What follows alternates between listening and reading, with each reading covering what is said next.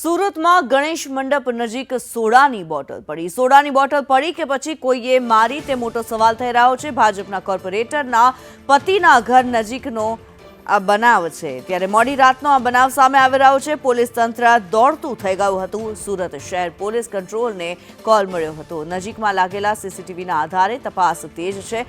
Athwa lines પોલીસે વધુ તપાસ હાથ ધરી છે. ત્યારે સુરતમાં ગણેશ મંડપ નજીક એક સોડાની બોટલ પડી હતી. નાનપુરા માછીવાડનો આ બનાવ સામે આવી રહ્યો છે. ભાજપના કોર્પોરેટર અશોક રાંદેરિયાના પિતાના ઘર નજીકનો આ બનાવ છે. ત્યારે સોડાની બોટલ પડી કે પછી કોઈએ સોડાની બોટલ મારી છે તે મોટો સવાલ છે. મોડી રાતનો આ બનાવ સામે આવી રહ્યો છે અને પોલીસ તંત્ર આ બનાવને પગલે દોડતું થઈ ગયું હતું. આઝમ સાલે અમારી સાથે લાઈવ જોડાયેલા છે. આઝમ, જ્યારે લોકો જ્યાં શાંતિભંગની ઘટનાઓ જ્યાં સામે આવી રહી છે ત્યારે વધુ એક ઘટના સામે આવી છે. સોડાની બોટલ ગણેશ મંડપની નજીક પડેલી જોવા મળી છે. શું માહિતી આ મામલે?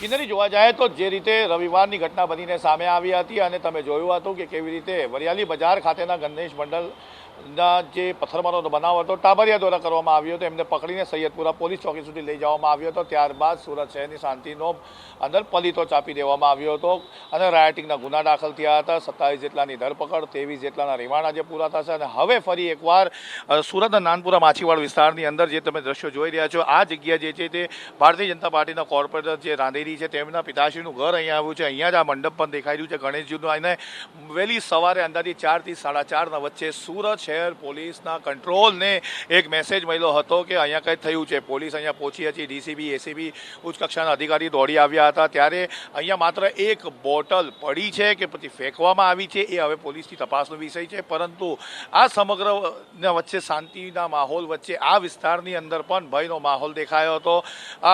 વહેલી સવાર સુધી અહીંયા પોલીસની તપાસની કામગીરી ચાલી હતી અને ત્યારબાદ હવે અહીંયા સીસીટીવીના આધારે વધુ તપાસ કરવામાં આવી રહી છે કે આ બોટલ ક્યાંથી આવી, કોણે મારી.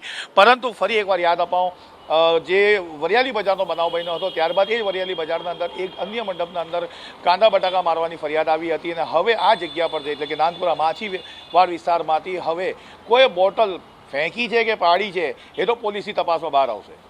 જી ધન્યવાદ આઝમ આ માહિતી માટે.